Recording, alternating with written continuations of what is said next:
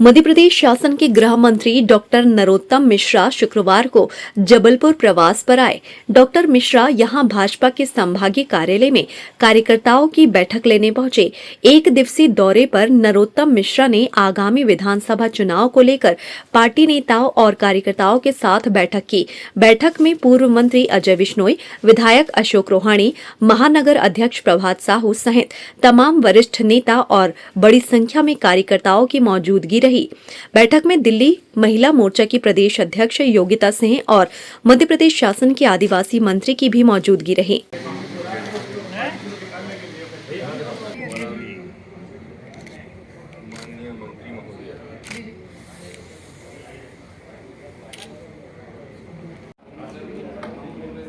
जब तक सांसद जी आ रहे हैं आप भी लोग कुछ कहो यार, बढ़िया बढ़िया बातें करो। तो कृपया बाद अपेक्षित लोग भी इस बैठक में बैठे, ऐसा मेरा आग्रह है।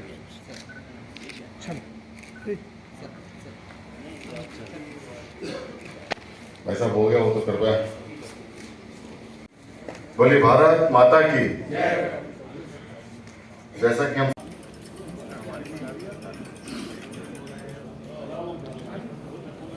बैठक की हमारे भारतीय जनता पार्टी की ये तो पद्धति है, हमारी संस्कृति का एक हिस्सा है कि संगठन की बैठक नियत होती रहे और वही संगठन की एक परिवार की हमारी बैठक थी और संगठन के विस्तार और संगठन की मजबूती के आधार पर ये बैठक थी, जिसको लेने के लिए माननीय हमारे प्रदेश के गृह मंत्री आदरणीय नरोत्तम मिश्रा जी हम हमारे बीच पहुंचा रहे थे। वही हमारे संगठन की हमारी सारी रचना, हमारे संगठन में हमारे कार्यों के विस्तार की बातें, वही हमारी बातें प्रमुखता के साथ। इस मौके पर गृह मंत्री नरोत्तम मिश्रा ने कांग्रेस पर जमकर निशाना साधा।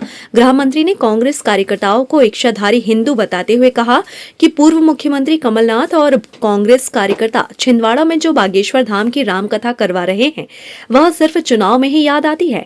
चुनावी साल में ही कांग्रेसी कथा करवाने और मंदिर जाते हैं। जबलपुर प्रवास के दौरान गृह मंत्री डॉक्टर नरोत्तम मिश्रा ने कहा कि कांग्रेस पार्टी अब सिर्फ टीवी और ट्विटर पर ही जिंदा दिखाई दे रही है, जमीन पर कांग्रेस के जन आंदोलन दिखाई नहीं दे रहे हैं। कांग्रेस अब सिर्फ प्रदेश की जनता को जातियों में बांटने का काम कर रही है और यही तक अब कांग्रेस की राजनीति भी सिमट कर रह गई है। वहीं आदिवासी चेहरा भाजपा राष्ट्रीय सचिव ओम प्रकाश धुर्वे ने आदिवासियों के मामले में कांग्रेस पर जमकर सियासी हमले किए। नीचे तक उतारने का जो संकल्प है सरकार की जनहितैषी योजनाएं, आपने सवाल और जवाब दोनों दिए। अभी आपने कहा कि वो निकाल रहे हैं और संगठन कह रहा है कि वो ऐसा नहीं है। आप ही ने कहा ये दोनों। जहाँ तक तीसरी बात है, सामंजस्य पूरी तरह से है और सब चर्चा में है। सर, ये व्यक्तिगत यात्रा निकालना, कहीं ना कहीं व्यक्तिगत यात्रा निकालना संगठन होने के बावजूद कार्रवाई की संभावना है। देखिए, ये विषय संगठन का आपने स्वयं ने जवाब दे दिया, इसलिए नहीं दे रहा हूँ। सब कार्यकर्ता लग जाएं, है ना। बूथ में क्या करना है, कर्णिकार है, तो कुछ ऐसे टास्क दिए हैं। उस संबंध में हमारे जो प्रदेश के जो नेतृत्व है, पदाधिकारी हैं, वो आकर के सभी जिलाध्यक्षों को मार्गदर्शन दिए हैं। देखिए, वोट के जो टिकट के उम्मीदवार हैं वो हर जगह बढ़े हुए नजर आ रहे हैं। आपको नहीं लगता है कि ये जो है ये ज़्यादा जो उम्मीदवार हैं वो नुकसान करेंगे? नहीं, हमारी पार्टी में ऐसा नहीं है ना। टिकट किसी एक को मिलेगा, सभी पार्टी में होता है, लेकिन हमारे यहाँ वो नुकसान नहीं कर पाएंगे। सबको पहले समझा दिया गया। पहले दिखता था, लेकिन इस बार बीजेपी के कार्यकर्ताओं का व्यवहार भी बदला हुआ सा नजर आ रहा है। पार्टी संगठन की उतनी तरजीह वो नहीं दे रहे। नहीं, वैसा नहीं है। भारतीय जनता पार्टी संगठन को महत्व देने वाली पार्टी है और सब कार्यकर्ता संगठन की बात मानते हैं। जो नहीं मान रहे, क्या उनके खिलाफ अनुशासनात्मक कार्रवाई होगी? अभी तो मान रहे हैं, देखेंगे कोई नहीं मानेगा तो। जी, मध्य प्रदेश में आदिवासी एक बड़ा वोट फैक्टर माना जाता है और बीजेपी उम्मीद है 2023 में मिल पाएगा।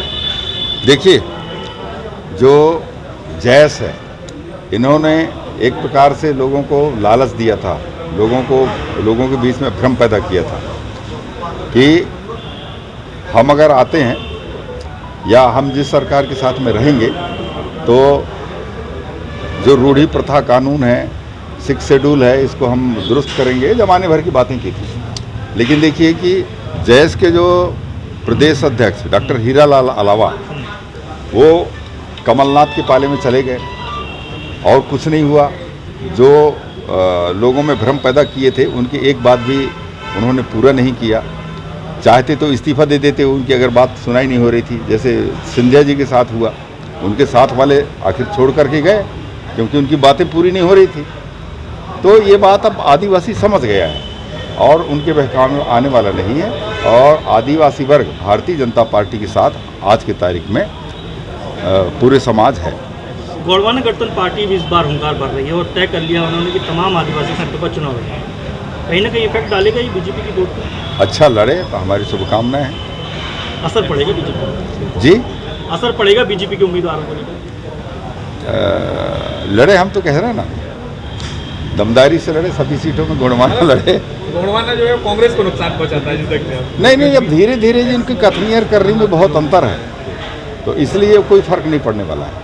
ये यूसीसी को लेकर जो चर्चाएं अभी हाल ही में हुई थी कि आदिवासियों को उसमें शामिल नहीं किया जाएगा, किसने कहा? ऐसी समितियों में बातचीत चल रही थी। सुनो तो, यूसीसी है क्या? आदिवासियों को कौन सा अनहित होने वाला है? कौन सा वैसा बताइए ना। सिर्फ ये लोगों को भ्रम पैदा करते हैं, आदिवासी विरोधी, आदिवासी। यूसीसी में कौन सी ऐसी बात है, कौन सा वैसा विषय है, कौन सा बिंदु है जो आदिवासी विरोधी है? बताइए जरा। बीजेपी की समिति में ही नहीं, मैं पूछ रहा हूँ ये बात उठाई गई थी कि आदिवासी को शामिल ना किया जाए बीजेपी की। नहीं, कोई ऐसी बात नहीं की गई। कुछ है ही नहीं है, तो कोई फर्क नहीं आदिवासी विरोधी कुछ बात है ही नहीं है उसमें। प्रदेश में बीजेपी की सरकार है, लेकिन आदिवासियों के साथ कहीं न कहीं लगातार अत्याचार की घटना, पहले एक सीधी में कांड हुआ, पेशाब कांड हुआ, उसके बाद अभी कल सिंगरौली में गोली मार दी गई एक आदिवासी को। क्या लग रहा है कि आदिवासियों पर बीजेपी के लोग ही अत्याचार कर रहे हैं? नहीं, ऐसी कोई नहीं है। देखिए, भारतीय जनता पार्टी आज़ादी के बाद लगातार कांग्रेस की सरकार रही है और जब से भारतीय जनता पार्टी की सरकार आई है, आदिवासियों का सम्मान भी बढ़ा है, आदिवासियों का काम भी बढ़ा है, आदिवासियों का विकास भी हुआ है। गोली मार के काम बढ़ा। जिस तरह से घटनाएं नहीं, तो भी मार दिया गया गोली। आदिवासी डरा सहमा हुआ है। ये नहीं, डरा सहमा नहीं है आदिवासी। हो सकता है किसी के साथ घटना घट गई होगी, है ना, उसका हम लोग विरोध करते हैं। ठीक है, कुछ लोग रहते हैं, उसका हम लोग पुरजोर विरोध करते हैं, लेकिन ऐसा नहीं है कि आदिवासियों का विकास नहीं है। आज़ादी के बाद सबसे ज़्यादा सम्मान आदिवासियों को भारतीय जनता पार्टी की सरकार में बढ़ी। दूसरी तरफ उनका काम भी हुआ है, विकास भी बीजेपी शासन काल में ही बिल्कुल नहीं, गलत बात है, ऐसा नहीं। बुलडोजर चलना चाहिए उनके आरोपियों के घर पर, जिन्होंने ये किया है, जो गोली मारा है, जिन्होंने बुलडोजर चलना चाहिए। देखो, हर जगह बुलडोजर नहीं चलता। देखा जाता है कि ऐसे आरोपी जो आताताई होते रहते हैं, जो गलत काम करते हैं, गुंडागर्दी करते हैं, वो दूसरे तरीके से भी गुंडागर्दी नाजायज कब्जा करके भी करते हैं, तो उस स्थिति में उनकी जांच करके बुलडोजर चलवाएंगे। हाल ही में दिग्विजय सिंह और लगातार बुंदेलखंड के दौरे पर रहे और लगातार आदिवासी क्षेत्रों में उन्होंने बैठकें की, लोगों को साधने की कोशिश की। कमलनाथ भी इस पर फोकस कर रहे हैं कि आदिवासियों को इस बार हम साधने में कोशिश। क्या लगता है ये दिग्विजय सिंह जी का दौरा था कितना इफेक्टिव है? कोई फर्क पड़ने वाला नहीं, अब की बार कोई फर्क पड़ने वाला नहीं है। अब आदिवासी समझने लगा है। ये बताइए आप जरा, आज़ादी के बाद अगर आदिवासी गांव में अगर रोड गया है, सीसी रोड गया है और बिजली गई है, सारी सुविधाएं मिली है, आज से 15 साल पहले ये बातें थी क्या? आप देखिए, पानी की सुविधा है, कुआं में, झिरिया में जाके पानी लाता था, नदी का पानी पीता था। आज हर घर में पानी की व्यवस्था हो रही है, तो निश्चित रूप से आदिवासियों का विकास हुआ है। लेकिन एक बात वहीं से उठ रही है कि हम हिंदू नहीं हैं, ये माना। हाँ, असल बात में आपने मार्क किया है। भाई साहब सामने देखिए, यही तो भड़का रहे हैं लोगों ने कि आदिवासी हिंदू नहीं है। सही मायने में कहा जाए तो आदिवासी असली हिंदू है। जो हमारे जो हिंदू जो धर्म के मानने वाले और उसको पूर्णतः पालन करने वाला आदिवासी है। प्रकृति की पुजारी आदिवासी ही है, ऐसा मान के चलिए। भाई साहब, कांग्रेस ऐसी पार्टी है कि वो इस तरह के विषय ढूंढती रहती है। टीवी और ट्विटर तक पे ही कांग्रेस जिंदा है, नीचे तो आपको कहीं कोई जन आंदोलन करती मिलेगी नहीं। और इसलिए ऐसे विवादास्पद विषय जिन पर विभाजन की रेखा खींचती हो, कांग्रेस की राजनीति सिर्फ जातियों में बांटने तक ही रह गई। जो विधायक के पुत्र ने उस पर तो कार्रवाई हो गई है, केस भी रजिस्टर्ड हो गया है, कानून अपना काम करेगा। देखिए, मैं फिर उस बात को दोहरा दूं कि ये सिर्फ इसलिए बनी है कि समाज में विभाजन करने वाले विषय ढूंढ के लाओ। ये कभी 15 महीने में एक आध ऐसा विषय बता सकते हो जो इन्होंने उस 15 महीने के अंदर इस समाज के हित में, SC ST के हित में एक हाथ कदम उठाया हो, ये बात आपको बिल्कुल करते हुए नहीं मिलेंगे। ट्वीट जरूर ऐसे ही करेंगे, समितियां जरूर ऐसी, अरे इनके समय में सागर में जिंदा जला दिया SC का व्यक्ति, इलाज तक नहीं कराया। माननीय शिवराज सिंह जी ने और दूसरे लोगों ने विषय उठाया था और वो जिंदा जल के मर गए। ऐसी घटनाएं उस समय हुई दर्दनाक, लेकिन कमलनाथ जी ने तब एक शब्द नहीं बोला। लेकिन अब कमेटी का गठन कर रहे हैं, इस तरह की बातें कर रहे हैं। राम कथा भी कराने वाले हैं। ये चुनावी हिंदू हैं, ये कांग्रेस के जितने लोग हैं ये इच्छाधारी हिंदू हैं। ये कथा की बात, मंदिर मंदिर जाने की बात इनको सिर्फ चुनाव में ही याद आती है। चुनाव समाप्त, इनके मंदिर समाप्त हो जाते हैं। अच्छा बताइए, अभी पिछले 4 साल में इनने कथा क्यों नहीं कराई थी? अभी क्यों करा रहे हैं? अब जैसे हम कथा दतिया में करा रहे हैं, बरसों से करा रहे हैं, लगातार करा रहे हैं पार्थिव शिवलिंग का कार्यक्रम, आपको अभी याद क्यों आई?